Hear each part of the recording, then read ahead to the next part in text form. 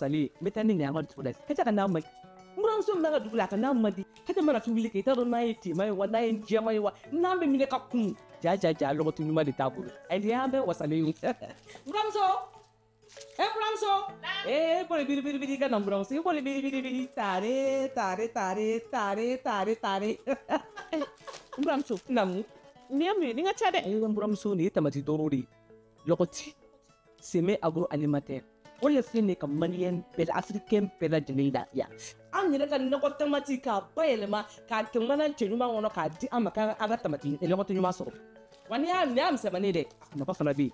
wa a bɛ sɔrɔ mali yanni fɛrɛ afiriki fan bɛɛ i mago mana jɔ a la dɔrɔn k'a sugu la dɔrɔn k'a nin dayɛlɛ sisan i ka k'i ka nana dɔn ka lafiya n buramuso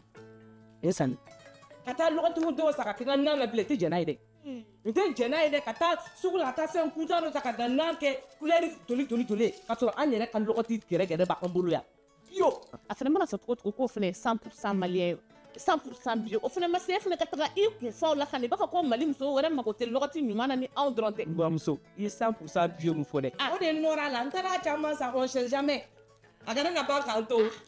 bio bɛɛ bɛ bio in de fɛ o fɛn wɛrɛ foyi ɲagaminen tɛ da koyi ni an yɛrɛ ka produit bɛ an bolo yan nɔ lɔgɔti danbe danbe ka k'o la o ni lɔgɔti de tɔgɔ kɔni tɛ ko danbe b'an ka ko la de sa ko bayini min b'an ka dugu la kɛ bayini ninnu ka tamati sɛnɛlen ko faliw t'a dun a fali foyi t'a dun a bɛɛ bɛ yɛlɛma ka kɛ lɔgɔti danbe ye maliyɛn bɛɛ lajɛlen k'i taara sɔrɔ a la n buramuso ni usine donna usine kɔnɔ i da bɛ waga usine de jɛlen don wa tamatiw yɛrɛ kɛnɛ de bɛ ka tɛmɛ ten n'i ye nin ye i ko k'i taara o ko ta fa sun buramuso wulangana na ka taa usine na n tɛ minɛ ka taa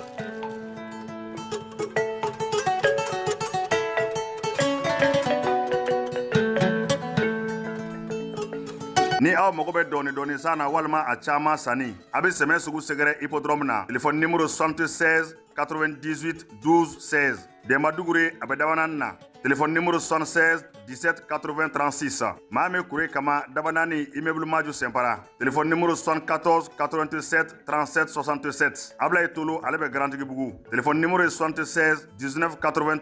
86.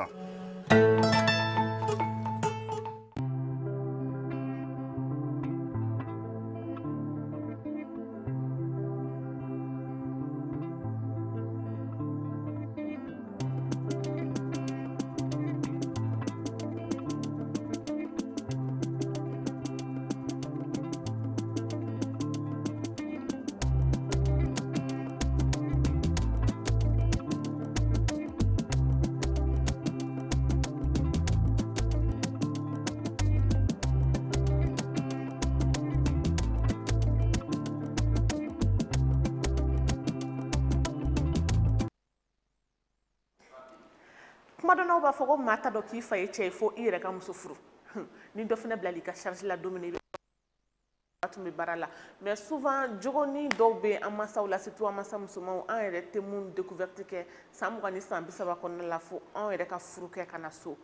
keleyani dɔw bɛ na waati dɔw la k'a ye ko i fa tɔgɔma i ka papu kuma na bɔ baarayɔrɔ la a tun bɛ tilen ka na e de fɛ aw bɛ baroninw kɛ a ka attention bɛɛ tun accordelen bɛ e de la mais kana ye suko ni dugusajɛ cɛ baro kɛ temps min tun bɛ accordé baro la e fɛ o temps kɔnɔna la ani mɔgɔ wɛrɛ de bɛ i ka salon kɔnɔ o baro la e kelen bɛ k'i damana hali n'a sɔrɔ i ni i fana ka cɛkɔrɔba bɛ yen mais i ka cɛkɔrɔba ye baro k'i fɛ ani i fa tɔgɔma n'i ye baro k'i fɛ sensation tɛ kelen waati dɔw la a koni bɛ gɛlɛya dɔɔni fa bɛ kɛ bɛnbaliyaw sababu ye an ka dugu kɔnɔ jateminɛ y'o ye k'a fɔ ko an balimakɛw ni an ka musokɔrɔbaw tɛ fɔn ɲɔgɔn kɔ ko fo muso ka furu. Est-ce que ce changement là est normal ya? Est-ce que muso kura min bɛ furu kana o de bɛ na ni yɛlɛma ye wa ou bien furu yɛlɛma yɛrɛ de ye diyagoya ye? A faamuyali ma nɔgɔ dɔɔni ma an fana bɛ fɛ k'an ka denmisɛnnin hakilina fɔ a la bi cogo min na bɛn bɛ se ka na an balimakɛw an ni mɔgɔmusow ani an ka musokɔrɔbaw ni ɲɔgɔn cɛ so mais en attendant da ka don o kuma la an bɛ aw fo aw sigiyɔrɔ la Mali kɔnɔ Mali kɔ ka jɛ fantan naani bɛɛ lajɛlen na ka fɔ aw ye ko aw bisimila aw ka jamukan mandi kɛnɛ kan n'o ye kɔngɔtɔw ni falenw ka bon appétit ye bari a yera k'a fɔ ko mana de bɛ kɔnɔ la ko nogo tɛ fa hakili de bɛ fa ne tɔgɔ ɲɔgɔn jamu jate aw bisimila.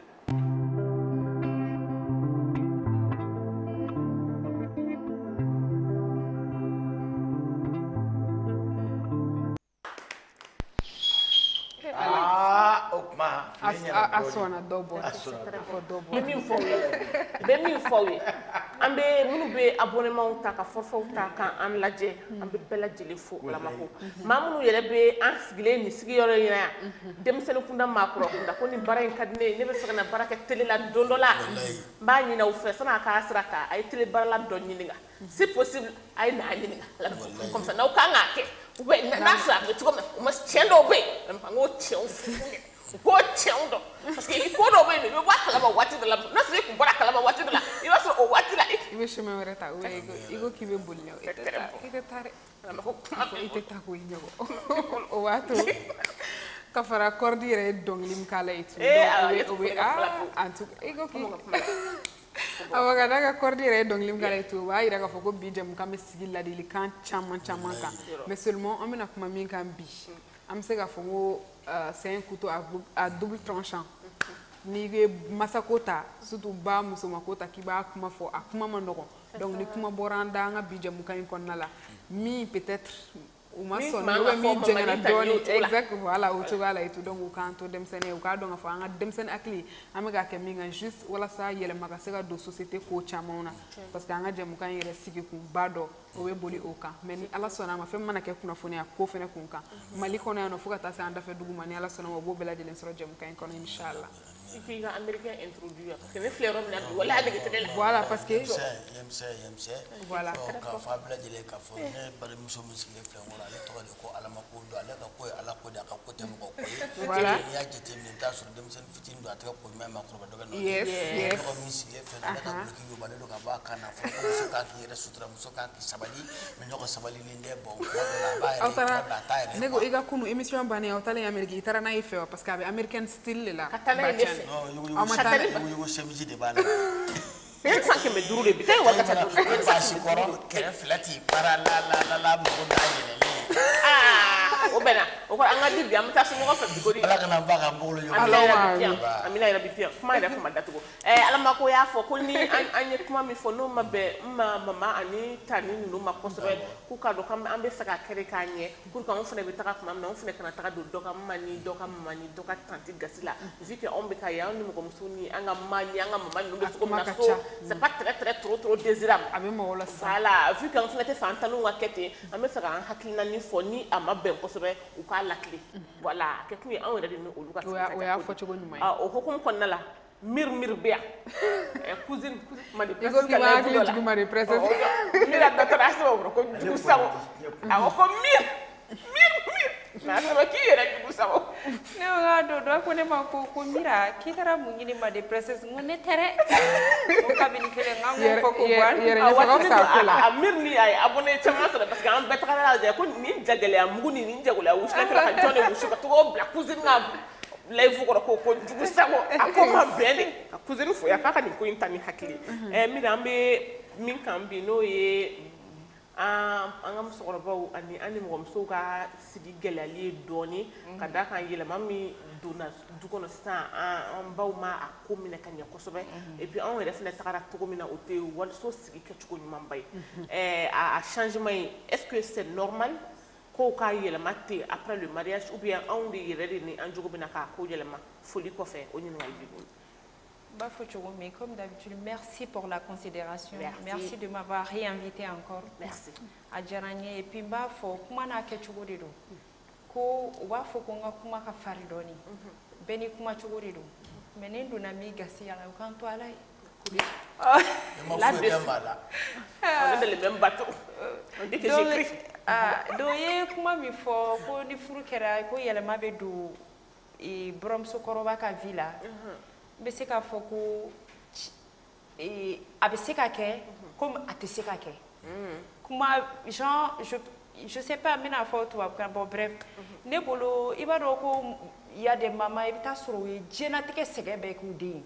u tɔɔrɔla furu la u ɲanina furu la u dusu kasira furu la mais u y'u sigi ko n bɛ n sigi n den kama donc ne o ba a kɛlen don k'a den don a sogo n'a bu la ka diɲɛ tɔɔrɔ sugu bɛɛ kɛ ka den lamɔ o kɔnɔna na o kana kɔrɔbaya ka muso furu i b'a dɔn i mana kɔrɔbaya cogo o cogo i ba ka den de ye donc n'o kɛra ne den éloignera sisan ba o b'o cerveau de kɔnɔ musokɔrɔba ninnu kɔrɔla o bɛ kɛ denmisɛnnin de ye donc a b'a minɛ parce que comme je l'ai dit il y a des mamans poules ale bolo sisan ale den tɛ k'ale jate tuguni donc c'est à l'enfant de faire la part des choses ka ba rassurer o ba sugu ni kumana a fɛ dɔrɔn ka yira la ko ma ne hakili bɛ la e place kɔni o fɔcogo bɛ yen o ni ba b'a faamuya a mago bɛ assurance dɔrɔn de la o b'a bɔ wa o ba bɛ faamuyali kɛ mais si tu as affaire à une maman toxique de l'autre côté du bout de l'autre côté fo Alaska o de kata banani ye san parce que ale t'a faamuya ale tɛ ka ɲɛɲini ka faamuya ale tɛna faamuya fana hali ni explication d'a ma parce que elle voit la femme comme sa rivale ale b'a ye tan de et puis ce genre de maman s'impose dans la vie de la femme ale bɛna imposer de ale bɛna sigi bon a ka gɛlɛn parce que den bɛ kɛ n b'a kɛ cogo di mais il faut que den de ka kɛ hakilima ye parce que ba ye fɛn dɔ de ye ni benna kan kara n'a benni kan fana kara ba filɛ nin ye a jo b'a la a jo t'a la o i b'a yira a la k'ale jo b'a la de mais ba ye sɛfan de ye exactement ni benna kan a bɛ ci n'ale benni kan a bɛ ci donc ba ye fɛn min ye jo tɛ yen ba mago bɛ assurance i bɛ ba ka baya place de d'a ma parce que ni anw yɛrɛ y'a jateminɛ n'a kɛra anw na a nana fɔ n ye ko n kɔrɔkɛ muso bɛ ka nin kɛ n ba la a tɛ bɛn donc i b'o kelen de lajɛ ka ba o ba toxique parce que a tɛna changer parce que ce genre de maman a ka jugu a ka farin ale b'i sigira ale y'a tile kɛ ale bɛ tila k'a den tile kɛ tuguni et puis elle s'installe dans ta vie mais i muso min b'i bolo i b'a rassurer de k'a yira a la ko e ka ne lajɛ dɔrɔn bani ne de ka gɛlɛn et maintenant la maman là tu la prends comme ça i b'i muso kunkolo préparer k'a bila car i b'a to yen hali n'a ye min fɔ i b'a fɔ ko tiɲɛnu parce que ni mɔgɔ sera si dɔ ma c'est fini hein o tigi tɛ changer fo ka diɲɛ wuli parce que o fana fragilité kɔnɔ n'i ma fara ka kuma sugu dɔ fɔ a ye a b'i danga mais wa a bɛ kasi don o don n'i tɔgɔ ye an bɛ wagati min na i ko sisan parce que maman minnu déjà olu ka comportement ka fisa elles comprennent et tout an tɛ se ka taga n'o kuma ye pour que ka kɛlɛ ko in fɔ mais maman minnu un peu toxique la n'an bɛ se k'a fɔ ka taga o côté la olu ka lahalaya côté la est ce que mais idée de rivalité ninnu anw minnu bɛ furu kura ye san ka segin ka na est ce que anw de t'u bila o terrain kan non comment pas vraiment peut-être avec nos comportements an bɛ na ni comportement minnu ye ou bien peut-être fɛn dɔw bɛ yen nɔ surtout n'i ye mɔgɔ dɔn comme u b'a fɔ cogo min na n'i ye mɔgɔ dɔn a minɛ cogo man k'i kamana gan e b'a dɔn k'a fɔ parce que depuis n'i ma don peut-être i bɛ taa sɔrɔ contact dɔw tɛmɛna ou bien mɔgɔ dɔw bɛ famille dɔn genre i bɛ dɔn ni tu as une petite idée de la maman. Il y a des mamans qui envahissent la vie olu bɛ den ka vie envahir o bɛ yen mais olu kɛcogo de y'o ye olu bɛ fɛ ka fɛn bɛɛ de dɔn bɛɛ bɛ taa sɔrɔ yan ka ɲi voilà juguya tɛ yen quoi juguya tɛ yen rivalité tɛ yen mais il y a des mamans toxiques olu t'i envahir dɔrɔn dɛ ils s'installent dans ton foyer voilà pourtant mɔgɔ tɛ se k'i tile kɛ k'i bɔ et après u ka côté ninnu na peut-être n'a y'a sɔrɔ mɔgɔ wɛrɛ minnu bɛ sigi u kɔrɔ walasa ka se ka information dɔn u bɛ walasa ka information dɔn peut-être u bɛ se ka kuma dɔw f'u ɲɛna nin bɛ tan nin bɛ tan parce que à chaque fois olu ka o côté in peut-être olu t'a dɔn k'a fɔ ko olu yɛrɛ bɛ aw datugu cogo na la ou bɛ tɛmɛ a ka champ kan fo ka se aw ka champ ma ale t'o dɔn ale bɛ e ta de fɔ dɔrɔn k'e ta fɔ mais est ce que anw fana tɛna ni comportement nasoya dɔ ye min fana bɛ se ka u pousser ka taa rivalité ko fanfɛla la. Moi je te dis que quand on parle d'une personne toxique on ne devient pas toxique du jour au lendemain. On est toxique depuis un moment. nature de l'eau quoi. Mais i ni mɔgɔ bɛ se ka kɛ aw bɛ vi ɲɔgɔn kan i bɛ don i buran gasi la olu bɛ yen o a bɛ dimi i bɛ yafa deli a banna mais ni tigi tɛ fɛ k'a faamuya yɛrɛ de i bɛ taa sɔrɔ toxicité den lamɔna a kɔnɔna na ka mɔ a kɔnɔna na i ba de y'i wolo n'a tun ka d'a ye i tɛ na mais tu l'acceptes en fait i b'o accepter i ka vie de la moi je parle en tant qu'une bonne africaine en tant qu'une malienne je parle en tant que ma culture. I b'o accepter, i b'o minɛ ten, i b'o mara ten, e de bɛ kɛ hakilima ye k'i muso ka place yira a la ko i place de ye nin ye wa a tɛ wuli a tɛ cɛ ka n'a lajɛ ne lajɛ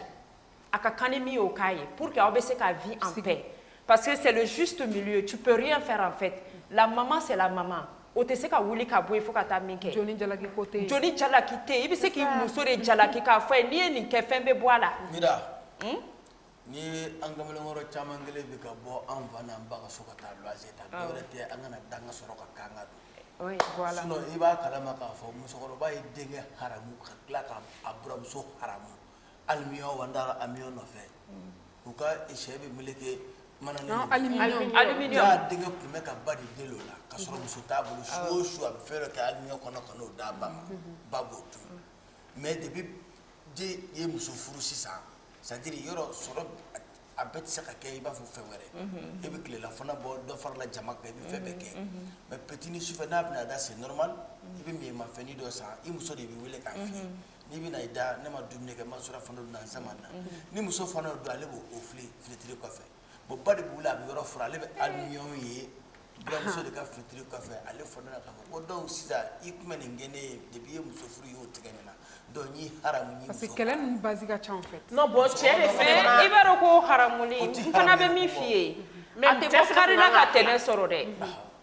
parce que nyore fo ala ko fana e chien ba nu be kuma do fo mo be du i bagashi la ibe na yafa dele abe jibo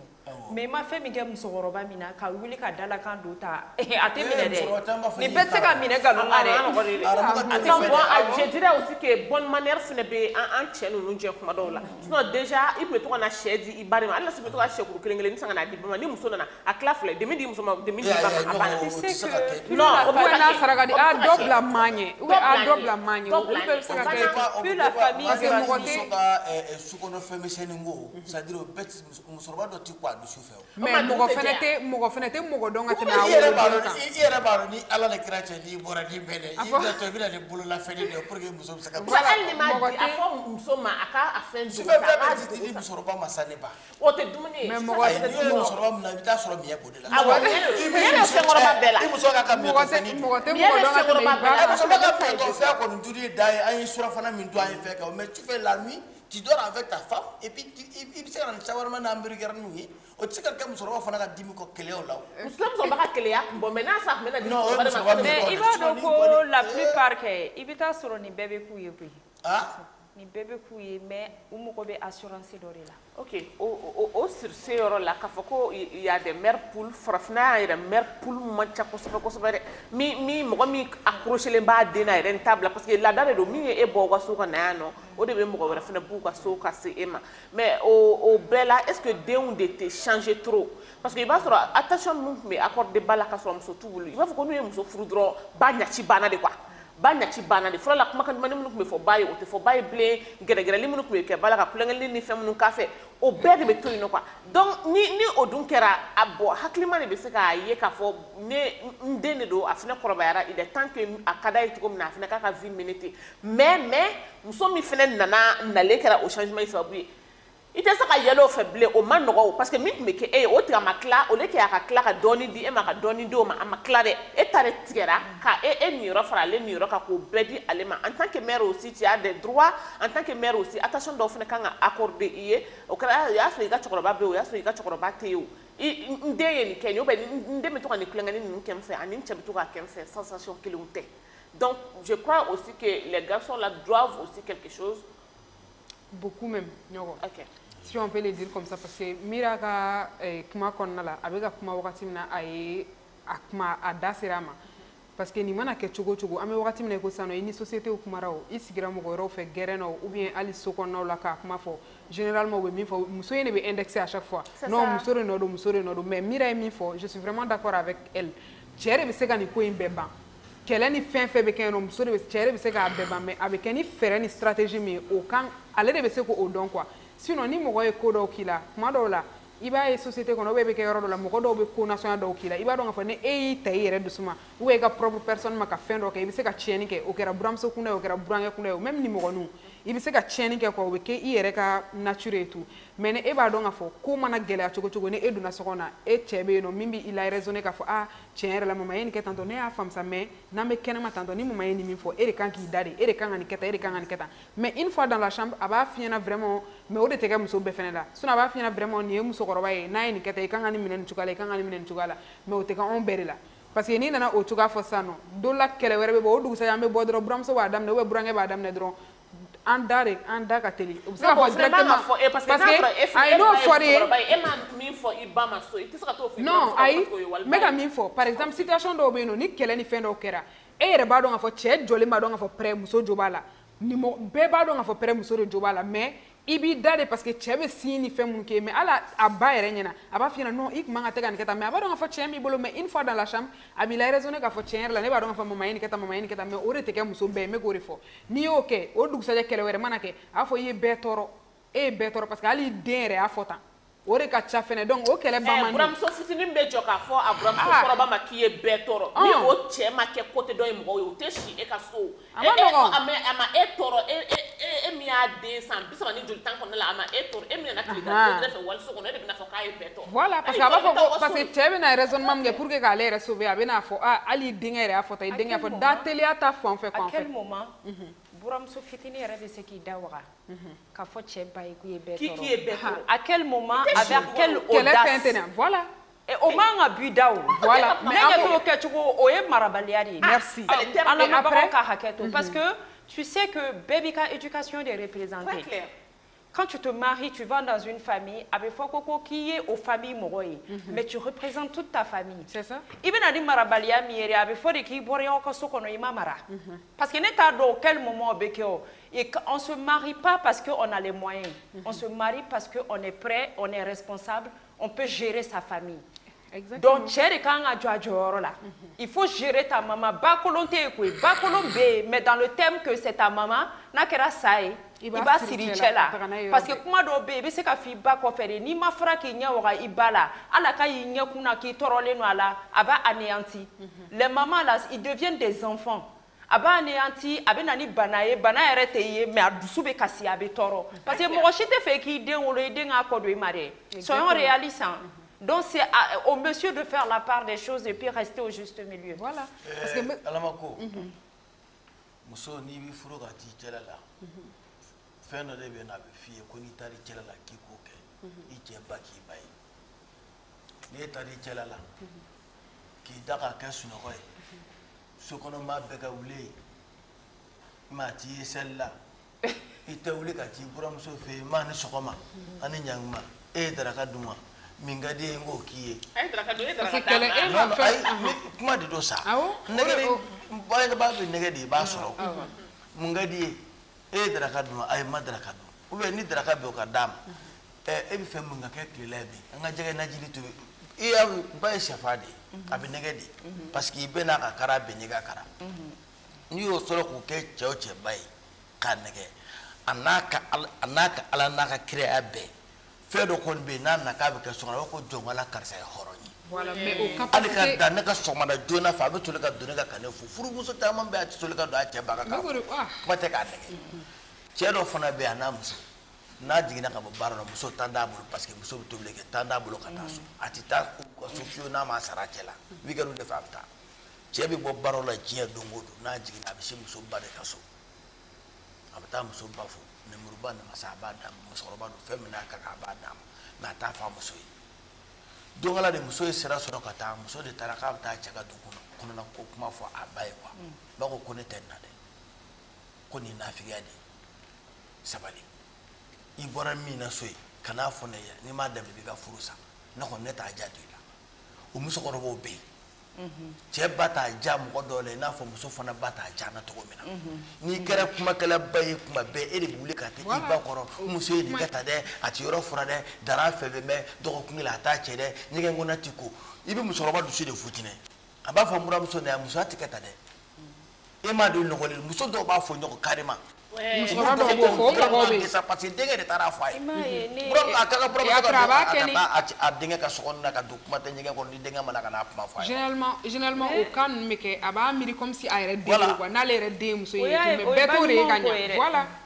a fɔ bɛɛ t'o de ye ka ɲɛ o ye ɲuman ko ye dɛ mais si tu tombes sur une maman qui pense que i n'ale bɛ rivalité la o de ye gɛlɛya yɛrɛ o de problème yɛrɛ yɛrɛ ne tari don parce que o de ka gɛlɛn n'a bɛɛ ye ba ye sɛfan ye cogo o cogo ba dɔw bɛ yen c'est que olu bolo e sigilen don i ka sigi la cogo min i filɛ niveau min na olu de fana ta y'u den ye effectivement u ta de y'u den ye mais tu peux pas vivre ton moment et puis vivre la génération qui vient c'est compliqué ne lamɛnbagaw ka kuma in faamuya ni hakili ye parce que c'est compliqué ba bɛ ne yɛrɛ bolo buron bɛ yen et tout mais comportement dɔ bɛ ça affaiblit la femme bon ni bɛnna o ba modèle ma dɛ o buramuso sugu ma n'a b'a kɔgɔ da i kɔgɔ la parce que n'o kɛra i cɛ o de bɛ kɛ hakilima ye parce que n'a man di la buramuso bɛ ka tasuma da i kun wa ni cɛ fana bɛ ka ba ɲɛkun lajɛ i ka furu tɛ mɛn si la dɛ mais ni cɛ ye hakilima ye n'ale bɛ ka yiri la k'a fɔ ko i tɛ étrangère ye que tu es chez toi i k'ale lajɛ dɔrɔn ale b'i fɛ o bɛ ko dɔw kun mɔgɔ fɛ mais e dusu sumalen tɛ so kɔnɔ e dusu sumalen tɛ musokɔrɔba fɛ tu vas droit au mur. Mira denkɛ ni ye muso furu ka don a fa n'a ba kan ba ma kɔrɔ fa ma kɔrɔ o denkɛ fɔlɔ a ye muso furu ka don a fa n'a ba kan denmuso ye tobili kɛ don min na ka na sigi burankɛ na buramuso kɔrɔ dutigi y'i kanto a muso ma ko nin ka na fasugu man di ne ye quoi k'i jija i kan ka tobili kɛ a bolo bɔ guwa la awɔ a y'o fɔ a muso de k'i buramuso a bolo bɔ guwa la pewu parce que a bɛ dumuni misɛnnin min tobi ne t'a fɛ fo ka taa fɔ dugukolo melekera fo ka na musokɔrɔba kɔrɔ ale de b'a ka tobili kɛ buramuso tɛ tobili kɛ. Non, au final, c'était pas la bonne manière. Non, sur aïe, o fana ka gɛlɛ dɛ. O de bɛ Bamakɔ Mali kɔnɔ. O fana ka gɛlɛ dɛ. Non, sur le tobili. A fɔ o ye kɛlɛ o yɛrɛ. Musokɔrɔba dama min bɛ tobili k'a ka du kɔnɔ k'a buramuso sigilen to o de ka ca ko parce que k'a tɛ se ka buramuso ka dumuni kɛ a t'a dege o ye kelen ye wa ale bɛ dumuni min tobi ale n'a cɛ n'a denw de ta parce que u bɛ position de ta i kama o. O kɛlɛ ma nɔgɔ. O kɛlɛ ma nɔgɔ dɛ. buramuso fana nana ka n'a ba fɛ k'a fɔ ba ye ko ale de b'ale taara ale tobili kɛ siɲɛ kelen a bɛ taa ko buramuso. O siɲɛ kelen yɛrɛ fɔlɔ la dɔrɔn se ka fa ni anw tɛ tulu ba fɛ anw t'a kɛ ale k'a ka na wa a bɛ gɛrɛ a la a b'a ka na wa dɔw yɛrɛ la b'a fɔ k'a ka lafiɲɛ bi k'a ka taa a ka ciw la walayi bilayi a ba cɛnin ba de bɛ tobili kɛ so kɔnɔ a muso t'a kɛ. Ɔ mais buramuso fitinin fana ma se ka solution ni fɛn fosi sɔrɔ. a bɛ mun solution sɔrɔ ne bɛnbɛn bɛɛ ni nin ma kan wo cɛkɔrɔbaw b'a a cɛ fɔ k'a tɛ se ka dumuni kɛ k'a muso ka wallahi dumuni b'i kɛ sosoro ka ɲɛsin buran dɔw ma a tɛ komi tu es l'image parfaite d'une bonne femme ou bi déstabiliser. Wallahi. Ala kana et puis ça va te détruire. I ka fo i ko te ɲɛ te ɲɛ bilen parce que i kan ka min yɛrɛ k'i ka vie la i bɛ dɛsɛ o bɛɛ la e kɔni bɛ i bɛ ala makɔnɔ de la ani tɔgɔ de b'a la k'i bɛ furu la i tɛ ɲɛ sɔrɔ. Dutigi yɛrɛ b'a sigi ala makɔnɔ o yɔrɔ la a bɛ ɲama ni ala makɔnɔ sigi kuntagala jan ka jingele parce que a yɛrɛ ka man fɔ c'est très bon a ma ko ka jingele s'il vous plaît.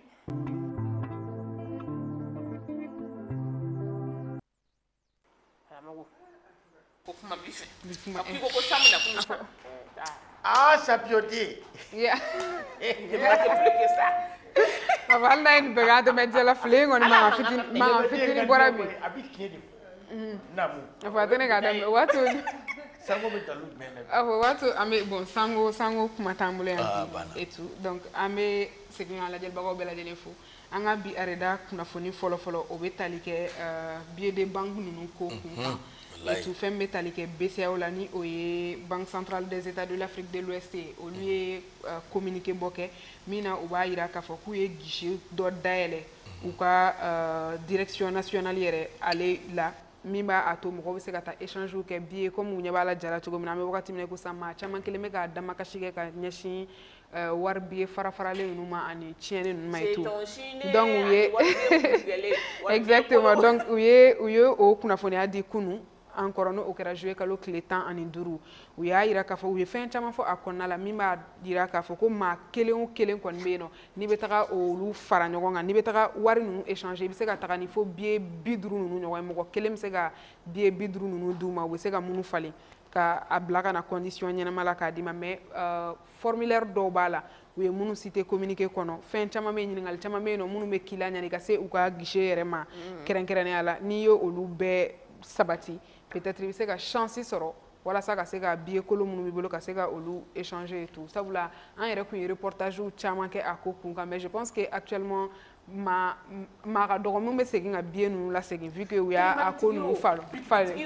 mais n'i y'a été kɔrɔlen fɛ kura i ɲɛ bɛ kura de la. exactement kura tɛ dugu la sisan wari ninnu don i b'a sɔrɔ mana yɛrɛ ka ca ni wari billet tellement k'a kɔrɔlen de don o bɛɛ b'a minɛ. donc sisan peut-être ni mɔgɔ minnu ka formulaire ninnu u ye min fɔ communiqué in kɔnɔna ni olu bɛɛ lajɛlen sabatira an bɛ se k'an sigi ni tiɲɛni ninnu caman bayɛlɛmalen an fɛ an bɛ wagati min na sisan. sini n'i bɛ se ka ɲɛ an ma n'o condition ninnu ye o bɛ diya n ye. problème fosi t'a la n y'a mɛn o b'a to ɲɔgɔn nin wagati in na an bɛ taa an ka areda kunnafoni filanan an bɛ taga o nɔfɛ ni o bɛ an sɔngɔkaw kun kan an bɛ wagati min na ko sisan u y'a yira k'a fɔ ko fɛn min ye u ka orange réseau ko ye ko o kelen bɛ k'u sɛbɛn a bɛ dɔgɔkun kelen bɔ an bɛ wagati min na ko sisan o tɛ k'o réseau sɔrɔ fiyewu fiyewu min na u ye u sɔnni sigi min kan ko o ye problème pan technique dɔ de kɛlen don u fɛ yen nɔ mais u kelen bɛ ka damakasi fana kɛ ka ɲɛsin u ka autorité ma jamana autorité ma fo ka taa se opérateur ninnu ma k'u ka intervenir joona walasa ka se ka dan sigi nin ko in na sabula k'a bɛ tile 5 ɲɔgɔnna fana bɔ opération ni transaction ninnu si tɛ ka se ka kɛ u fɛ yen nɔ an sɔngo an bɛ wagati min na i ko sisan nɔ et tout o tɛmɛnen kɔ ka bɔ yen nɔ an bɛ taa sur le plan international et tout an bɛ taa wɔlɔfɔw ka kunnafoniya dɔw fɛ nɔfɛ mais kɛrɛnkɛrɛnnenya la minnu sigiyɔrɔ bɛnnen don Moritani ma an bɛ wagati min na i ko sisan nɔ olu fana ye sɛbɛn bɔ kɛ min na u y'a yira u ka communiqué in kɔnɔ ko bi ni o ye mercredi don ye juillet kalo tile 16 san 2025 k'u bɛ na baarabila kɛ 48 heures min bɛ tali kɛ tile 2 baarabila kan ka ɲɛsin k'u bɛ condition mun na an bɛ wagati min na i ko sisan nɔ Moritanikaw fɛ yen nɔ o condition kɔnɔna la u kumara ko caman kan ko baarabila in kɔnɔna la u bɛna yelen bila u ka condition caman kan min bɛ k'u sɛgɛn min bɛ tali kɛ signature la n'o bɛ tali kɛ accord la min signera u ka jamana fila cɛ n'o o ye Moritani ani Sénégal ye walasa ka se ka condition dɔw nɔgɔya u ka ressortissants ma u ye u da se k'ale n'an bɛ wagati min na i ko sisan fɛn bɛ tali kɛ u ka carte de séjour la ni o bɔra u ka wari la ni anw ta ye franc CFA ye ni olu ta ye MRO ye ko 30 000 a bɔra 30 000 la ka na 3 000 MRO la o y'u ka wari grâce et tout donc olu de bɛ o différence ninnu dɔn ko hali n'a y'a sɔrɔ o bɔr'u la mais k'an bɛ wagati min na i ko sisan k'u ka ressortissants caman minɛnen don Moritani k'u tɛna se ka min accepter et actuellement ko bɔli ni fɛn bɛɛ lajɛlen u ka arrestation ninnu ko k'a fɔ k'i b'i fɛ yen o ko la Sénégalais ka côté la ko o t'a la k'a fɔ k'i bɛ baarakɛyɔrɔ la o t'a la ko même dans les rues ko olu de bɛ ka arrêter cogo nasɔnya bɛɛ lajɛlen na donc u fana kelen bɛ k'o damakasi in kɛ min kɔnɔna la association in tilala k'a jira k'a fɔ ko sinon ko n'i y'a ta k'a lajɛ ko Mauritaniens caman bɛ vie la Dakar u bɛ condition sugu bɛɛ lajɛlen na olu kelen bɛ k'u minɛ dignité ni fɛn bɛɛ lajɛlen kɔnɔ ko mun de la o fana tɛ se k'o ɲɔgɔnna retrouver. o ye problème ye o an tɛ mɔgɔ gɛn mais mɔgɔw b'an gɛn u fɛ yen. k'u tɛ se k'o ɲɔgɔn retrouver olu fana ka jamana kɔnɔna la sabula u ye mɔgɔ caman ta interpeller k'o yira ko n'a ma ɲa u ka carte de séjour ko ninnu ni validation ninnu ni o bɔra jamana fila ni ɲɔgɔn cɛ k'u ka maa 3 an bɛ wagati min na i ko sisan o ye olu minɛ o ko okumu kɔnɔna la alors que ko papier ninnu bɛɛ lajɛlen dafalen don ko mais ko min bɛ k'u dabali ban kosɛbɛ ka kɛɲɛ n'u ka communiqué bɔlen kelen ye ko u ka jamana autorité b'u ka papier ninnu yɛrɛ fara u yɛrɛ jɔlen ɲɛna papier de séjour mun signera jamana fila ni ɲɔgɔn cɛ et tout donc actuellement an bɛ se k'a fɔ ko tension don u ka yɔrɔ fila ninnu olu ɲɔgɔn cɛ donc an bɛ dugawu de kɛ u ka 48 heures de grève in o ka kɛ solution ye walasa ka se ka dan sigi a ko la walasa pays de fraternité min b'u ni ɲɔgɔn cɛ u bɛ se ka to yen nɔ et tout. n bɛ min f'i ye bɛɛ ka i ka so wari ka k'i fɛ wari kana k'i fɛ fa tɛ kɛ maa si la ka maliyɛn dɔ ka papier dɔ minɛ carte d'identité bɛɛ fɛ komi o yɛrɛ kɛlen bɛ ye mali ye k'o fɔlɔ bɛ ko ka fɛ hey bɛɛ ka i ka so. a fa ma nɔgɔn o b'a to an bɛ taa Niger nin wagati in na kunnafoniya dɔ fana bɛ olu fɛ yen peut-être min bɛ se ka maa layɛlɛ dɔɔni ani a bɛ maa dabali ban ɲɔgɔn ni o bɛ tali kɛ u ka criminalité u ko o kɛlɛliko kun kan kɛrɛnkɛrɛnnenya la o kɛlɛliko kun na u ka yɔrɔ dɔ bɛ yen nɔ ko min ma ko Zender ko mɔgɔw ɲɛ b'a la ja la cogo min na u y'u tɛgɛ da u ka réseau de mafia dɔw kan minnu constituélen don de 4 personnes mais an bɛ wagati min na ko sisan tɛgɛ dara maa 3 de kan ka kɛɲɛ ni kunnafoniya ye an ye min sɔrɔ mais maa kelen jusqu'à présent o y'a jira k'a fɔ ko lui il est en fuite o kɔni tɛgɛ ma se ka da o kan fɔlɔ n'u y'a jira k'a fɔ ko maa ninnu peut-être ja in na u bɛ se k'a ye k'a fɔ masque bɛ min ɲɛ la lui il est un peu vieux u tun bɛ u ka escroquerie ninnu kɛ cogo nasɔnya jumɛn la u b'a jira k'a fɔ k'u bɛ se ka wari yɛlɛma comme min dalen filɛ nin ye u ɲɛkɔrɔ ye to o ye wari ye min minɛna u la service interrégional de la police judiciaire olu mɔgɔw fɛ ni o tun bɛ taa 3,27 millions de francs CFA la an bɛ wagati min na ko sisan o sera ka arnaque min kɛ olu bɛ se yen wagati min na u ye min minɛ o la o de bɛ tali kɛ nin na comment est-ce qu'il faisait u b'a jira k'a fɔ k'u b'a kɛ comme mystique mais olu ye jinɛko de fɔ quoi djinn en présence de faux djinn u fɛ yen nɔ et tout donc n'u ye ninnu jinɛw de jɔlen filɛ ɲɔgɔn na exactement c'est tellement marrant c'est tellement marrant et tout et après ce qui est étonnant masque bɛ min ɲɛ la tantôt en noir min bɛ kɛrɛ la min t'a soulevé le to il a 83 ans a réseau ninnu bɛɛ ni ɲɔgɔn cɛ u âge ninnu bɛ de 40 à 83 ans ce qui veut dire que c'est des âge ko kuma kɔni tɛ fɔ a ko la et la façon dont il faisait ko n'u nana ka se e ma u sera ka mɔgɔ minnu arnaquer et tout parce que a yirala k'a fɔ k'a ma dan Zender mɔgɔ ninnu tɛ Zender dɔrɔn dɔw bɛ Abuja dɔw fana bɛ Kano u ka ville ninnu kɔnɔna la réseau c'est un réseau et de 4 personnes u sera ka fɛn min kɛ c'est énorme enfin c'est énorme n'u nana u bɛ billet de 10 000 le demander fɛ en te disant que wagati mina e be billet de 10 000 d'u ma ou be ji phénomène dɔ di e ma à chaque fois n'i y'o kɛ wari kan wari bɛ multiplier mais o y'a sɔrɔ olu ka technique ni wari non ils donnaient des faux billets u tun bɛ faux billets de nati e ɲɛkɔrɔ k'a kɛ comme si olu u ka nasi ji in de sera k'o yɛlɛma c'est ce qu'ils faisaient donc n'u y'o fɔ u b'a fɔ k'e ka billet de 10 000 di à chaque fois u bɛ somme dɔ demander e fɛ en francs CFA mais e t'o dɔn ka ban donc e ta kun tɛ kɛ faux billet mais en retour olu de tun bɛ faux billet d'i ma comme exemple et tout u ye min explication di et tout u ka service interrégional de police judiciaire olu m'aw fɛ an bɛ wagati min na sisan kɔni tɛgɛ sera ka da maa saba ne kan mais kelen kɔni o ma se ka sɔrɔ fɔlɔ sinon Chifi 83 ans là déjà ale de bɛ masque don et après il m'a visagé il est tellement vieux hali n'i y'a ye a ka expression faciale tu te rendras compte l'air nin ye i ko ko nin y'i lasira i ni min bɔlen don i bɛ k'o de ye an bɛ bɔ ka bɔ an ka bi areda kunnafoniw kɔnɔ an bɛ b'o la ni carnet rose dɔ ye ni o bɛ tali kɛ an ka shérif ale ka furu ale ka mariage ko kunkan ani Jamila Jalo an bɛ wagati min na ko sisan nɔ réseau fan 14 bɛɛ lajɛlen kɛlen don a fɛnɛ ni wagati ale de y'a ci ma et tout voilà donc u y'a yira k'a fɔ fɛn min ye mariage ni célébration et tout o kɔni o daminɛna kabi kunu ni o tun ye juillet kalo tile 15 ye n'o y'a yira k'a fɔ k'a kun bɛ cɛ ni dimanche la et tout donc u kelen bɛ ka programme caman bɔ parce que mariage an kan ka taa e ma invité ne fana ma invité n'u ye min bila bɔlɔlɔ sanfɛ an n'o ta parce que mariage kan ka célébrer Burkina de et tout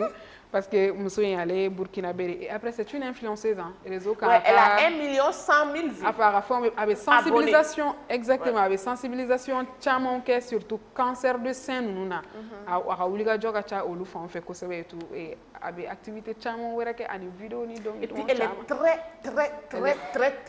est très joviale oh non H24 et puis elle représente l'éducation exact à chaque fois a b'a yira et après elle montre le voile merci a bɛ voile yira cogoya caman na et tout voilà donc an bɛ ere min souhaité u ye an bɛ non ni kun bɛnnen bɛ Mali yɛrɛ de la yan ni kun bɛnnen bɛ an yɛrɛ de Azame Barama an sigi kuluba kolon dɔ kan a fɔ an kun b'o Azame Barama sigi kuluba kolon dɔ kan ne bɛ da sigi an ka bi kunnafoniyaw la c'est très est-ce que ta in ma ta ka dange dɔɔni ah c'est ce que je vois est-ce que ta ma ta ka dange dɔɔni ok o hukumu kɔnɔna la changement bɛ kɛ ni mɔgɔ kura nana du kɔnɔ changement bɛ kɛ mais an balimakɛw ni an ka musokɔrɔbaw ni ɲɔgɔn cɛ fɔɲɔgɔn kɔ min bɛ na n'u ye furu kɛ furu de bɛ na n'a changement ye wa ou bien min furu la o de bɛ na ni changement ye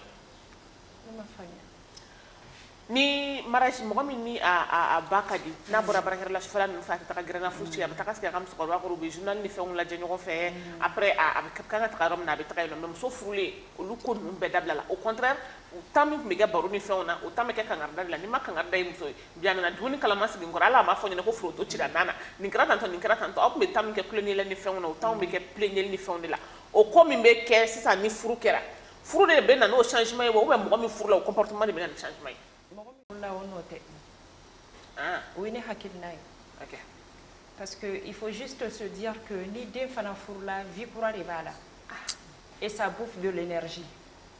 C'est vrai qu'il faut que mɔgɔw ka faamuya k'a fɔ ko bangebagaw bɛ se ka kuma kan nos parents ont besoin de beaucoup d'amour. Nous kɔrɔla parce que c'est ça qui les tient en vie. I bɛ taa wari min di i bɛ sanu min di i b'a bila sugu min kɔnɔ o tɛ. Mais il est fier de voir son enfant qui a grandi, qui a fondé son foyer. Mais si tu ne rassures pas, ni mes parents rassurés, avec toro, anikuna. Mais il y a un photo mais et les fanaka famille libe se kato bange baga ba famille parce que lu hakili jolene do kaki bange baga do be hakili mo do lu be famille ke iya fuye ma fuyo lu ba do kanga ni kada kungo ukanga kuma mi fiya be fiye ermi ali nu sigile be salon ono lu bu wele tuma do ka do sokono ani minu be sunogo salon ono ko mana ke chuko chuko hakili ma be aga hakedo hakili tawi mais tout ça là il faut que dengue de qui jo adjoro là c'est tout sinon fin warete ne mogoy muso furu la personne aussi construit petit à petit sa vie abe bo barakeyoro la abe na surtout nana bate nyonga ni babe nyonga ou bien ni fabe nyonga c'est plus facile mais ni na te nyonga ça bouffe de l'énergie parce que ore kama chama be evita soro en fin de semaine ou be tout balaje ou bien 2 fois par semaine parce que ukabara à tout permettre ani musomi furla ka don soro parce que tu as des enfants et il faut qu'il fana ka doki don la je yemi furo fana ka famille o wala mo tere il faut que les gens se disent que la femme que tu as mariée, la canafareka somono, il cap sokono mogo de ça. Donc, allez fana mogo bila. Donc, à bébé de famille nana niere, ode kango farafasia. C'est très bien. Elle est kango farafasia, oui, on hakina ya. Oui, ne hakina d'ailleurs. Alors, on fait sabu do kola. Quand on a caméra takata mado, c'est que faut aussi la pour faire une hakina na bari makele hakile ni de makulu chara hakina ube fonfo nyonko wa hakina ube chaya. Alors, on a mamuka intervention sur olu hakina de ni. Koni ama kla kata kla orofla. A tilayɔrɔ fɔlɔ o ye sɔrɔ ka labɔlibaliya ye parce que I b'a sɔrɔ yanni den ka muso furu a ka dépense ka nɔgɔn sɔrɔ min b'a la a bɛ se k'a tila a n'a fa cɛ donc o sɔrɔ min bɛ tila a ni fa cɛ fa bɛ dɔ sɔrɔ a la mais n'a nana muso furu dɔ fana farala ale ka donni kan muso dépense bɛ fara ale ta kan sisan donc n'o nana fara ale ta kan a bɛ kɛ fa fana ɲɛnɛ ni fa ni ba ma faamu ko muso min nalen filɛ sisan ko muso ye den hakilina bɛɛ yɛlɛmɛ donc a bɛ ka ɲinini bɛɛ kɛ k'a di muso ma sisan olu kɔni ka foyi t'a la tuguni donc olu yɛrɛ bɛna wuli ka bila muso yɛrɛ kɔ bon I dun b'a dɔn furu ye fɛn dɔ ye Ala ye nin de kɛ furu la n'o ye kanu ye bi an fɛnɛ den cɛman caman bɛ yen I b'a sɔrɔ musow ka di an ye ka tɛmɛ an yɛrɛ mansaw fɛnɛ kan kanu min bɛ kɛ dusukun na donc ni e furumuso n'o kanu b'i dusukun na ka tɛmɛ mansa ninnu kan donc directement olu bɛ na essayer sa k'u bɛ pression kɛ muso nin de kan ko muso de bɛ ka sɔrɔ bɛɛ kumaniya ka ɲɛsin ale ma e fɛnɛ bɛna farifisa ko dɔn e fɛnɛ bɛ muso e bɛna jɔ muso ka défense tali la sisan donc bɛnbaliya de bɛ n'a ye donc directement a bɛ kɛ sa u yɛrɛ ni buramuso ncinin tɛ u ni denkɛ tɛ tuguni. dɔwɛrɛ tɛ bi musow b'a fɛ u kelen u cɛ kelen u mago tɛ cɛ la u mago t'a balima na u mago t'a sinji la u mago tɛ cɛ teri la olu kelen cɛ kelen bon n'i y'a jateminɛ o yɛrɛ t'i fɛ mɔgɔ mɔgɔ bɛ yen n'a kɛr'i fɛ n'a ma k'i balimaw fɛ a ma k'i ba fɛ a ma k'i fa fɛ a t'i fɛ a b'a fɛ don min n'olu tɛ yen o don a b'e fɛnɛ curu nka muso muso b'i fɛ o bɛ k'i balimaw de fɛ fɔlɔ a bɛ k'i sinji de fɛ fɔlɔ a bɛ kɛ i faw n'i baw de fɛ fɔlɔ mais n'i y'a ye muso muso bɛ yen a bɛ cɛ dɔrɔn de fɛ dɔ wɛrɛ tɛ dɛ a kana ɲini k'a diya dɛ musow de man ɲi bi musow b'u disi gosi de n kelen cɛ kelen musow b'u disi gosi de bi ne ye cɛ minɛ k'a don n gama kɔrɔ bi musow b'u disi gosi n'o de ye a fanba bɛɛ ye muso de ye kana ɲini yɔrɔ jan muso de don n'o tɛ hali ni cɛ man ɲi muso de bɛ se ka cɛ dilan hali ni muso man ɲi ni cɛ man ɲi muso de kan ka na hey karisa i balimaw de ye ne furu i ba de ye ne furu n'i ma kɛ ninnu fɛ ne tɛ k'i fɛ dɛ muso kan ka fara mansaw de kan ani balimaw hali ni cɛ man ɲi olu bɛ se ka cɛ dilan muso de bɛ se ka cɛ dilan bon ni muso yɛrɛ nana kɛ tiɲɛbaga ye dun diɲɛ don o don i bɛ bɔ baarakɛyɔrɔ la kuma kura de bɛ f'i ɲɛna i balimaw ye nin kɛ i fa ye nin kɛ i ba ye nin kɛ o de bɛ f'i ɲɛna diɲɛ don o don o de bɛ f'i ɲɛna diɲɛ don o don bon setana dun ye fɛn dɔ de ye depuis a t'i dilan fo finalement a bɛ tila ka na don i la bon muso dun a b'a lajɛ diɲɛ don o don a bɛ fɛɛrɛ kura de ɲini e bɛ taa baarakɛyɔrɔ i tɛ tile so diɲɛ don o don ale bɛ fɛɛrɛ kura de ɲini a bɛ s'i kɔrɔ cogo min k'i hakili minɛ cogo min muso b'o de kɛ donc kana yiri yɔrɔ jan an b'a fɔ mansaw ɲɛna k'u denmusow mara. non non non a tɛ ban muso dɔrɔn tɛ dɛ muso dɔrɔn tɛ cɛ b'a la muso b'a la furu yɔrɔ ye min ye sisan fɔlɔfɔlɔ ni mɔgɔ tun bɛ furu kɛ i bɛ jateminɛ min ni mansaw ka taabolo bɛ taa ni ɲɔgɔn ye taabolo ko in n bɛ fɛ k'o de f'i ɲɛna quoi i y'a faamu parce que taabolo an ka jamana in kɔnɔ taabolo caman de bɛ yen e m'a ye dɔw bɛ yen balima furu b'olu ka furu kɔnɔ dɔw bɛ yen balima furu man d'olu ye bon nin bɛɛ ka ɲi balima furu ka ɲi i bɛ taara furu yɔrɔ la o fana ka ɲi mais ne bɛ fɛ ka min fɔ furu ɲɔgɔn ani furu yɔrɔ ko in ne tɛ b'o de kan fo adamaden k'o de jateminɛ furu kɔnɔ ni m'o jateminɛ furu kɔnɔ tuma bɛɛ gɛlɛya de bɛ na i ka furu kɔnɔ. surtout furu ɲɔgɔn c'est tellement important parce que mɔgɔ dɔw ni mɔgɔ dɔw bɛ franchement hali n'aw bɛ ɲɔgɔn fɛ fɔ capable don ka i kɛrɛ bɔ k'a don ta la nin ka kɛrɛ bɔ k'a don ta la i man ka furu ma mɔgɔ dɔw yɛrɛ de bɛ yen nɔ mɔgɔ dɔw man ka furu o ma i ni mɔgɔ dɔw man ka furu ɲɔgɔn ma yɛrɛ de parce que aw ka kow tɛ taa. Je suis d'avis avec toi parce que dans cette vie là furu ye barabara de jusqu'à ce que kelen k'a bila n'i bɛ fɛn o fɛn ta mɔgɔ mɔgɔ n'i ka culture tɛ taa min n'i ka tabiya tɛ taa kana ladon i ka so parce que i b'i yɛrɛ tɔɲɔ n'i fana b'a dɔn i ni bangebagaw bɛ cogo min i b'olu fana tɔɲɔ o de kama il y a beaucoup de personnes u bɛ mariage de raison kɛ parce que i yɛrɛ b'a dɔn nin filɛ nin ye i t'a fɛ i ni ka na ka se yɔrɔ dɔ la mais tu sais que vous pouviez faire chemin ensemble.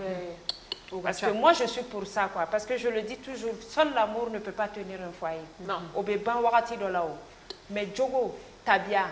kɛwale dɔw bɛ yen nɔ o b'a to I mana dimi cogo cogo ni yɛrɛ y'i yɛlɛma k'a ye I bɔra du min kɔnɔ k'i yɛlɛma k'i cɛla lajɛ k'a dɔn ko I taara yan fɛ o tɛna diya la I b'i sigi fo ka ɲɛ mɔgɔ kan ka dɔn I bɛ mɔgɔ min ta ne taabolo min b'i la o mɔgɔ ta bani n'o ka ko bɛ ta c'est tellement raisonnable c'est o de quoi d'accord il y avait furu sa furu ni fɔlɔ furu tɛ kelen ye quoi c'est-à-dire fɔlɔ furumuso ni bi furumuso kelen tɛ n'i y'a jateminɛ n'i ye san o san hadamaden hakili bɛɛ ni hakilila de bɛ yɛlɛma ɲɔgɔn furu kun ye jigiya de ye cɛ kun tɛ taa muso ɲini abada ka n'a fɔ fa ye ko ne bɔra nin kɔ n bɛ fɛ k'a furu parce que a b'a jira moyen de b'i ye muso min ka di e b'o de ta muso min ka di fa ye fa b'o de choisir a den muso min ka di fa ye a b'a ɲini soforo kunda de balima kunda sigiɲɔgɔn kunda ka ɲininkali kɛ du dɔ bɛ yen I bɛ taa sɔrɔ du in ladamunen don a denw ladamunen don a bɛ mɔgɔ de bila ka taa o den ninnu ɲini ka na d'a den ma furu kun ye jigiya o waati de la mais bi anw yɛrɛ de b'an ka choix kɛ muso ko la muso min y'an ka gu ye muso min y'an ka ka d'an ye an b'o de kɔ ko bɛɛ ɲɛnabɔ k'a ban ka sɔrɔ ka n'a fɛ b'anw fɔ kɔrɔ kan et c'est pas mal c'est ta vie c'est toi qui vas le construire bari mɔgɔ bɛ biriki sugu minnu na pour construire ta vie k'i fa n'i ba to yen mɔgɔ tɛ se k'i pa I bɛ mɔgɔ tɛ se k'i pa I fa n'i ba kunna muso ko la k'i bɛ taa muso ta muso min ka di yɛrɛ ka n'a furu I b'a fɔ I fa de fɛ karisa furu a y'a ko lajɛ ɲɛ tu sais que ba bɛ se ka muso dɔ ɲini k'a d'i ma mais tɛ lafiya tu sais que tuma dɔ mɔgɔ bangebaga bɛ muso dɔ ɲini k'a d'i ma mais I tɛ lafiya non c'est pas que mɔgɔkɔrɔbaya tɛ bɛɛ tɛ maturité k'a fɔ ko a bɛna min d'i ma forcément a bɛ kɛ n'a ye a bɛ k'o ye dɛ I yɛrɛ bɛ se ka dɔ choisir tuma dɔ o bɛ kɛ ɲumanya o si bɛ kɛ ɲɔgɔn fɛ. fɔ sisan nɔ k'a fɔ ko muso bɛ lajɛ de ko muso min n'i ba ka ko bɛ taa k'i muso k'o de furu e tɛ se k'o dɔn e mɔgɔ bɛ muso la muso fana nata bɛ k'a taa jogo jugu jira I la f'a ka don tuma min na. non pas vraiment je suis pas d'accord. kana muso jateminɛ a ka mode de vie la k'i b'a ta ka na k'a di ka mais il faut lire derrière I ɲɛ bɛ min na mɔgɔ tɛ mɔgɔ dɔn ka ban mais kɛwaleni dɔw bɛ yen o b'i sɔn hakili na quoi. c'est ça il y a des notions de base I b'a sɔrɔ base dɔw bɛ yen nɔ n'olu bɛ mɔgɔ la I bɛ se k'a tigi supporter quoi. ni muso kɔni b'a fɔ de n bɛ furu karisa ma k'a minɛ k'a don gama kɔrɔ. et puis il faut que an ka kuma dɔ fɔ il y a des hommes qui sont manipulables. ouais cɛ dɔw bɛ yen nɔ I b'u manipuler facilement et n'i ma taa bɛn muso ɲɛnɛma ma I bɛ na ni muso dɔ ye so kɔnɔ a b'i kabila bɛɛ ci. olu bɛ parce que I bɛ taa sɔrɔ tellement muso kanu b'a dusukun na ka se niveau dɔ la ɲɛ tɛ foyi la bilen. est-ce que o yɛrɛ ye kanu ye il y a des hommes qui sont faibles de caractère. Il y a des femmes toxiques aussi quand même il faut le dire n'a ye min fɔ a ye a b'o de minɛ fo ba bɛ commencer k'a y'a ɲɛ kan k'a fɔ ko ale yɛrɛ bɛ k'a den tɔɔrɔ ale bɛ k'a den degun bon n'o kɛra le fait que den diya ɲɛ b'a dusukun na a tɛ den kɛlɛ dɛ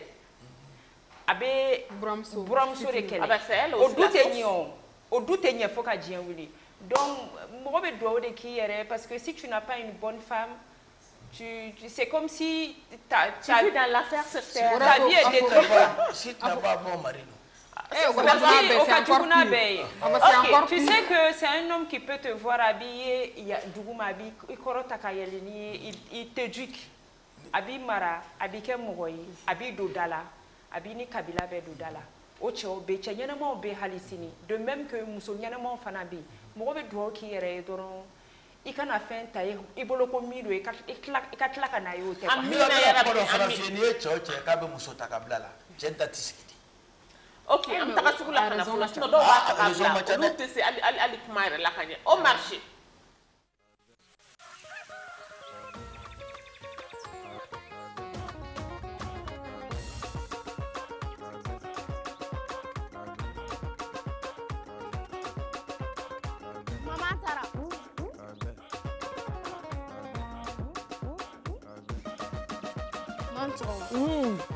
Ala ka segin n'an jumɛn ye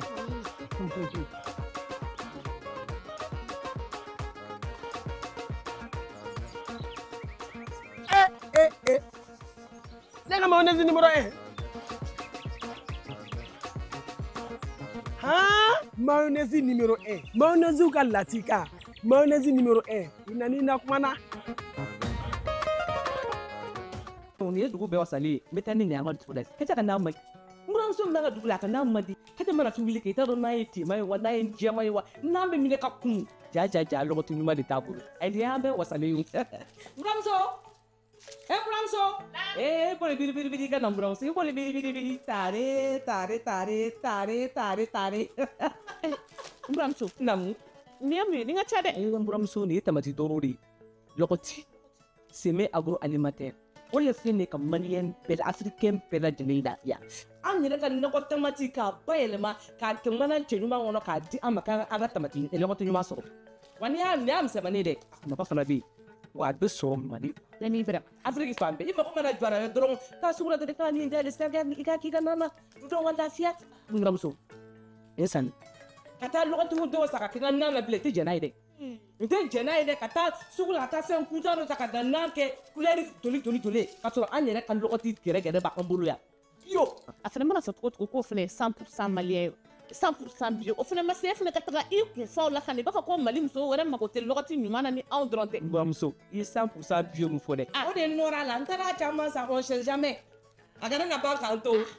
bio bɛɛ bɛ bio in de fɛ o fɛn wɛrɛ foyi ɲagaminen tɛ da koyi ni an yɛrɛ ka produit de y'an bolo yan nɔ lɔgɔti danbe. Danbe ka k'o la o. Ni lɔgɔti de tɔgɔ kɔni tɛ ko danbe t'an ka ko la de sa. Ko bayini min b'an ka dugu la kɛ bayini ninnu ka tamati sɛnɛlen ko faliw t'a dun. Fali foyi t'a dun a bɛɛ bɛ yɛlɛma ka kɛ lɔgɔti danbe ye maliyɛn bɛɛ lajɛlen k'i taara sɔrɔ a la. N buramuso ni usine donna usine kɔnɔ i da bɛ waga usine de jɛlen don wa tamatiw yɛrɛ kɛnɛ de bɛ ka tɛmɛ ten n'i ye nin ye i ko k'i taara o ko ta f'a sun. Buramuso wula an ka na ka taa usine na. N bɛ minɛ a ko an ka taa.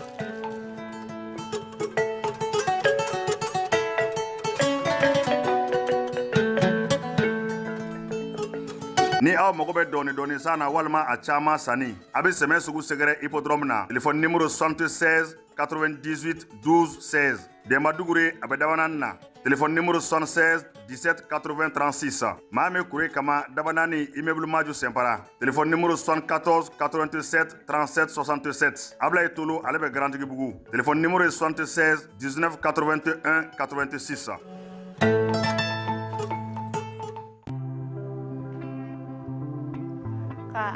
an ka partenaires fo Mayonnaise numéro 1 123 mayonnaise bɛɛ b'a cɛ ani an ka tamati danbe 100% malien 100% naturel 100% bio ka nankɔnɔfɛnw bɛɛ ɲama lakari ni maa minnu ka nan bɛ kɛ arc-en-ciel a bɛ kumu a bɛ kɛ nan kelen finman jɛman i t'a dɔn nan yɛrɛ ye couleur sugu jumɛn ye pour que ka dansigi ko la n'aw buramusow kana na se ɲɔgɔn ma o fura de ye lɔgɔti danbe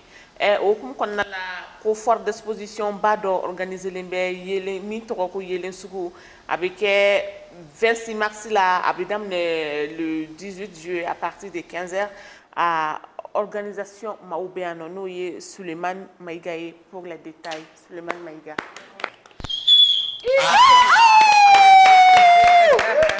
Pour la première fois depuis lundi faut ça. Ah non ni oh non félicitations. Amélioration mais gala don tétante match be no bokko le tege be dawo kono fen kan. Monsieur Mayiga. Oui. Bismillah nga kene kan. Merci beaucoup. Ah ouais, il y a un tastra là devant la caméra mais hors caméra il conclut bana. Ntado voilà, an tumbe ka kuma fami kano de an balmake o mana an ni mo so furu kana so be mbaliani fendo bina avant que ika kuma ina kuna na so nambila akula. Ok, Aklinambina, je pense que ça passe. Oui, ça marche. Aklinambina, j'ai suivi avec intérêt votre débat. Okay. En tout cas, c'est un sujet qui est très important. Ça nous concerne nous tous. En bien, ma information sur Barça, c'est sur ce genre de plateau que Amseka Konofonu sur éducation et RECA. Parce que vous abordez des sujets qui sont vraiment très très importants. Donc, durant toute l'intervention, seulement, c'est que un homme, pour se marier, on ne doit pas être que prêt financièrement et mentalement. Le mariage, c'est un besoin. Le mariage, c'est un besoin. Et le besoin, ça dit tout. Ça veut dire que ton environnement est prêt. Le consentement est là. C'est tout ça qui veut dire le mariage. Donc le mariage, tu peux avoir des milliards, tu n'es pas prêt à te marier. Donc c'est tout ce que moi j'ai quand même à dire comme consentement et comme avis. Et ce que j'ai à ajouter aussi, me fait comme Farakan seulement, c'est que mariage à tes dames mariage on prépare l'enfant au mariage. D'un qu'on a préparé pour le mariage, des mousseaux qu'on a préparé pour le mariage. Donc mariage est d'amener depuis à l'âge de 7 ans. Ce que tu as appris à ton enfant, Ce que ton enfant voit que tu fais à son père en tant que femme, en tant que maman, ni habitude avec continuer naï. Et c'est pareil aussi pour un homme. Quand pour un homme, un petit garçon, il pense que la place de l'homme c'est dehors, sans savoir pourquoi on dit qu'un garçon doit être dehors. C'est pas pour aller jouer au ballon. C'est pas pour aller, excusez-moi du terme, amener des grossesses non désirées aux parents. C'est pas ça le rôle de l'enfant en fait. C'est ce que les parents doivent comprendre. L'éducation doit être très très... Si possible. Ok, moi, bon, moi mon bon man a va de gauche à droite, je saurais. Et voilà, si possible. Donc si possible, éducation côté là. Et pour nous-mêmes, nous sommes des parents aujourd'hui. Nous ne sommes même pas des futurs parents, nous sommes des parents. Et c'est à quoi nous préparer, c'est qu'il faut prôner pour l'éducation équitable. Marate tcheka marate ke adama, musoka marate ke adama. Barça nous fla de vie société là. Donc si tu donnes une éducation à la femme ou à la fille, à Damama, qui est adaptée à elle, et tu donnes une autre éducation au garçon qui est adapté à lui, nous n'avons pas ni éducation flattée. Donc j'accentue beaucoup sur le fait que Anga Fangadi éducation dans la famille, que les parents, papa, maman, qu'on montre des comportements sains aux enfants, qu'on montre des comportements qui sont bien adaptés dans la société. Est-ce que vous voyez? C'est tout ce que moi quand même j'ai à dire sur votre sujet. Et puis c'est très bien. Non, on est sur le match. Directement. Oui, c'est ça. Et puis c'est tellement intéressant qu'à propos des comportements où on fait des vie impacté. Parce que déjà à 20 ans, il y a la dongo de babé ma paro. Mais qu'est-ce que tu peux attendre de ces garçons-là? On te sera comme ça, il dit ça, bébé, on te sait qu'on faut. Parce que bon, on a gagné, il a été élevé dans la haine. C'est ça, au bord de don. Donc, revenons à nos moutons de Tabaski, mais ça. Quand faire blébéba, organiser le nédo, même la clé, ça va qu'on a la 26 mars, là, n'a pas d'amener le 18 de ce mois. Les détails, s'il vous plaît. Merci beaucoup. En tout cas, merci de nous avoir reçus sur votre plateau.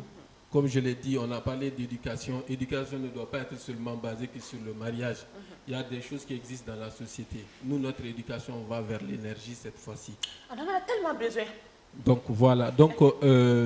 déjà, moi je suis le promoteur de l'entreprise SOS Dépannage à domicile. C'est une start-up. C'est une start-up que j'ai mis en place il y a seulement 2 ans. C'est une très jeune entreprise. Donc, n'est qu'à baraye, qu'à technicien ou ni client ou ni j'ai une application mobile et j'ai le site web aussi. Par exemple, vous avez besoin d'un plombier, il est 23h, plombier qui a contacté Tibolo et qu'en application Bibolo, il suffit juste de mettre dans l'application j'ai besoin de plombier. Dans les minutes qui suivent, vous avez votre plombier. À n'importe quelle heure? Jusqu'à 22h, les tarifs normaux. Au-delà de ça, on appelle ça les interventions d'urgence. Est-ce que vous voyez? Donc, à quelqu'un pour que le domaine de technicité soit recadré, organisé, que les clients aient la FIA. Parce que les clients se plaignent trop des comportements de certains techniciens. Menuisier ou bien électricien ou bien mécanicien ou bien téléphone, glanant ou bien tout. Le téléphone, vous êtes au bureau, téléphone, écran, tira, vous appelez SOS Dépannage, on vient, on récupère, on vend, on répare, on te ramène le téléphone. Sans que vous vous déplaciez. Donc, on a remarqué que les 2 dernières années, SOS créera Canabi. Le service le plus demandé, c'est le service solaire. C'est dû à la situation, bien sûr. C'est une situation, une crise énergétique voilà, que nous traversons aujourd'hui. Donc, je vais panneau n'ingalike, je vais panneau glanala, je vais panneau technicien. Nous avons batterie une qualité de kaïwa, ni de maïwa, panneau de kaïwa. Donc, il y a beaucoup de questions qui venaient à SOS. Donc, ça nous a amené à se poser certaines questions. Parce qu'on dit que les vraies solutions viennent des grands problèmes. Alors, on s'est dit, d'accord, c'est vrai que les Maliens sont en train de migrer vers cette énergie solaire, qui est un nouveau domaine. Courant de l'enchitemi maîtrisé. C'est un domaine très technique. Cléban fait d'accord. Est-ce que panneau kanga santé? Est-ce que panneau sougube kanga san? Qu'est-ce qu'il faut faire? Quelle éducation il faut donner aux Maliens sur l'énergie solaire? Donc ça, c'est la première interrogation. Deuxième interrogation, c'est que Chini machine d'ici 30 ans, d'ici 20 ans, panneau mounumanga sou s'en fait. Nous tiens. D'accord. Est-ce que c'est bon en la santé? Est-ce que c'est bon pour notre nature? Donc c'est une solution qui est là, mais qui peut causer un problème dans le futur. Donc on veut discuter de ça. On veut parler de sécurité énergétique. On veut parler d'indépendance énergétique. A fɔra ko courant bɛ feere i bɛ se ka courant bɛ se ka kɛ i fɛ yen i bɛ se ka feere i sigiɲɔgɔn ma mais a bɛ kɛ cogo di jɔn b'a kɛ donc c'est de tout ça là qu'on va parler. Donc notre start-up aussi sur fonds propres on a dit qu'on va former 100 jeunes parce que on sait qu'aujourd'hui a ma nɔgɔn denmisɛnninw mago bɛ baara la donc énergie solaire dun ye domaine ye mun bɛ ka sanga sɔrɔ bi donc n'i y'u dege o baara la ni panneau cayara ni panneau installé kɛla cayara a bɛ se ka installer mɔgɔ minnu bɛ panneau demander n'o cayara a bɛ se ka kɛ olu fana bɛ se ka u tani sɔrɔ donc nous allons former 100 jeunes sur l'installation solaire et système photovoltaïque. Donc au fana lancement bɛ kɛ 26 mars la n'Ala sɔnna donc o de ye yelen suguya en même temps foire d'exposition fana bɛ kɛ 26 mars kɔnɔ mɔgɔ minnu bɛ panneau feere minnu bɛ batterie feere a mana kɛ énergie fan o fan ye. Donc, ni mɔgɔw jɔra la, il se ka don 26 mars kɔnɔ. A bɛɛ bɛ yen, tout est là-bas. Donc, en même temps, il y aura des animations, il y aura des panels aussi. Les acteurs, les experts vont parler de tout ce qui est aspect énergétique. Ok. Mais est-ce que vous avez pu avoir tous ces 100 jeunes-là? Parce qu'on a vu bureau qu'on a déjà. Mais quand on a informé qu'on a boulot la barre là, c'est quand on sur mina, on cherche le bateau pour la côte. Et 100 jeunes, ça fait un peu beaucoup. Est-ce que y a 100 jeunes qui sont partisans? Oui, effectivement, on a lancé l'appel à candidature et on a eu 108 postulants. Alhamdulillah. C'est bien. Donc on a eu 108 postulants et on a même décidé de garder les 108. Ouais. Si c'était 200, c'est vrai que le coût, aspect, bon, on sait, pour eux c'est gratuit, mais pour nous c'est pas gratuit. Parce qu'on met des ressources financières pour que Luka Agaseka soit gratuit au Lukama. Ok, donc aux ressources financières que l'année a créé un unique à faire l'ambiance de Saraka donc à exposition ou bien un peu donné à Sanike. D'accord, le but déjà, comme je l'ai dit, c'est sensibiliser, informer les Maliens. Donc on sait qu'à Warikokala, à quelqu'un qui a une fontaine énergique. On a un dans panneau nyanamaka on a sait qu'on funia sur Johnny John ya Marialin donc panneau ferré donc c'est pour tout ça donc Warisara don Sarakutala. Ok, alors pour clôturer avec pour 3 jours du 18 au 20 ok comme Wati Banamira anya dam ne rom na revenons à nos boutons de tabaski maintenant ma check mana parce que dobe on n'est pas innocent non plus en nous boanga so katra waliso sigla doni ma final la mana on a notre part de responsabilité là-dedans donc il veut se qu'il faut on parce que on est gadogo abi faut qu'on de jota la na jobala parce que les gars la mani moni tani no absa ko lu jota la mo lu ka jota la be fo dugumala na de so na mais on de jota lo be fo dugana na carré kono para donc on me se ka jumé de pour que changement min donne le cas villa brusquement parce que ça me ça va ana fatroma ana ka lagade ana ka papuri pour ka villa et là ni c'est friqué ou c'est ça même si c'est normal donc à f ne bisa ka quelque pour que o dila makura min na msokora ba ka villa aka amine konya et va do mo koroba te marani patience tellement vrai il faut avoir beaucoup de patience et il faut être stratégique et il faut être intelligente il faut savoir faire la part des choses. Parce que ERM fleni ne ba avec faut tu dis correct muso mana fin do ki bala na fori ka première réaction est mi ta nyene abi tikeli parce que so on va na fier ça ko ka la fia lente so kono abi tiké mais si tu es intelligent il va faire de koko nyame de be fo bayo on ne discute pas avec la maman elle reste au juste milieu. Il n'y a pas vraiment de choix à faire. Parce que ni babla qui musobla, il muso yi somori. Mais Iba elle est là quoi, avec comme yiri jolé mais c'est la base. Donc tout ce que moi je peux dire à nous les femmes, patience chamakakana et qu'on soit stratégique. Parce que si tu es stratégique, tu peux gérer la vieille là. Nya faut tu mi bado be umara mandi yere de fio. Mais il faut stratégie de kekumara. Mais c'est tellement important. Parce que si tu as affaire à un mari qui sait que aller flénier et wal délai en sens du terme, aller nananier kani fara aleka et wolokai abado akan ki mine chugumi. Aller de bad do fana be fait mi fie ne dusu kasira aller de bi dusu suma. Boni chebi dusu suma ni bora ki jokene ma bi nyeji cheso kono. Ba mine chuguti kamanaga. Mais si tu as affaire à un homme qui n'est pas compréhensif, n'allez donna ba fait kata folie que doron no emi foyer. Directement aller bi kele no e ma furu te fen fana qui be do bika bossini parce que c'est deux familles qui se lient et mana pas fi kata fen no de fi so mo o be mi famille. Donc intelligent, beaucoup de patience et beaucoup de stratégie. Mais en même temps ba do be o kai ala kanyu kai. O kas la me a jidile do ou du sokolo kai. Et bien buramso ni manyo bi samaki blasira nyumaka. Ou be fen chamaye ou data la kali diouye ou be regla. OK, kafo enfanaye ko anga et j'aimerais y ajouter aussi que anga hakili to ambange barola. Parce que seul l'argent ne règle pas tout. Il bi bad la sonuma qu'on fait mais l'attention que tu apportes à ta maman là. C'est ça qui n'a pas de prix. Parce que les vieilles si n'ana pas morobo de là-haut. Qu'elle soit entourée, femme morobo de la moroka kou kerefe, kou nege nege, ou morobo de la warinte. Il veut bien faire bedi bama mais ni mi jojo roninaï. Avec elle. On sait aussi que dobe kuma foka foko ibina yingena. Mais ni ma fin qui bange barala tu as affaire à une maman toxique là. Elle n'a dangani do fouette. Allah il est juste. Très juste même. Oui, c'est Dieu qui décide. OK. Au comme qu'on a la enfant quand haklito walta wali basro so anchama baka kumakacha manngam so ba ya anchama lamu ka kumakacha ma ansra ko lutaku. Et trara yoro mina musokro ba do fune e be dese ko takumuna parce que seulement ba kuna ngulo baten che barido. Sino ibaba kila so ima del ko jabi me obuto buram so jabi parce que ba foko olu che ba wurido. Aw fune ko yoro na vraiment. Enfin on n'est pas totalement innocent doni ma fune là. Suleiman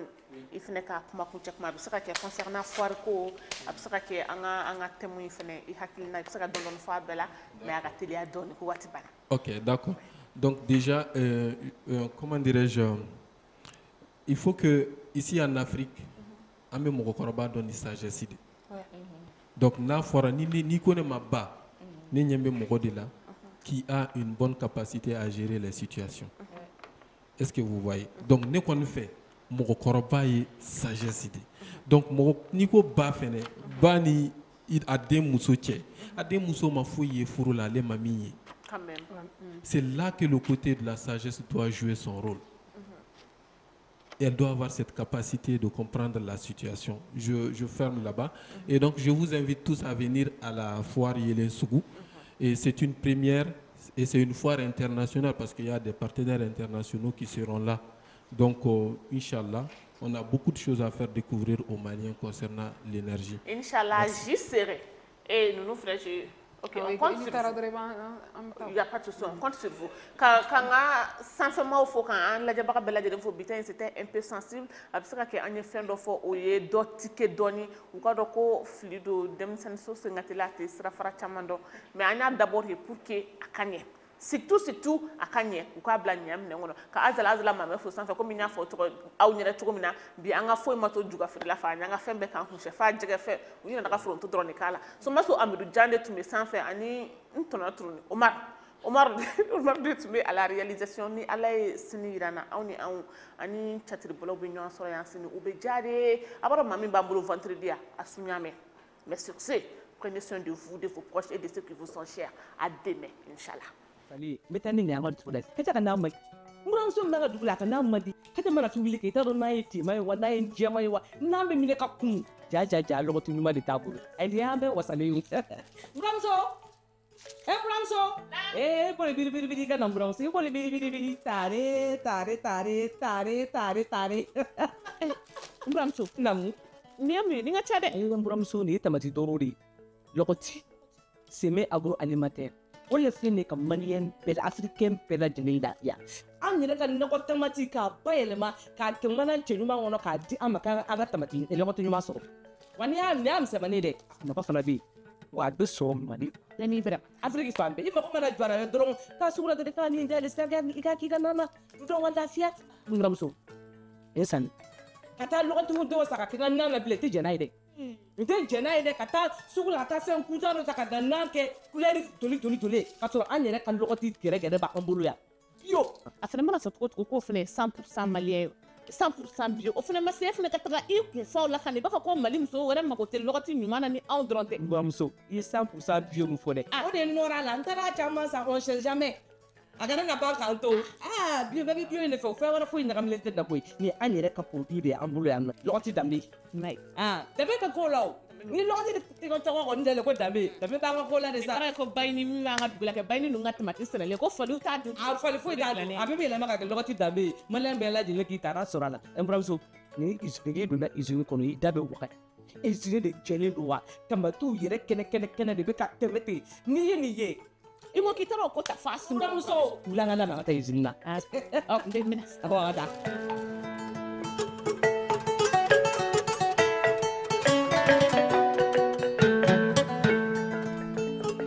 Ni aw mago bɛ dɔɔni san na walima a caman sanni a bɛ sɛmɛ sugu sɛgɛrɛ hippodrome na téléphone numéro 76 98 12 16 Denbaduguri a bɛ Dabanan na téléphone numéro 76 17 80 36 maa min kure kama Dabanani immeuble Maju Sɛnpara téléphone numéro 74 87 37 67 Ablaye Tolo ale bɛ Garantigibugu téléphone numéro 76 19 81 86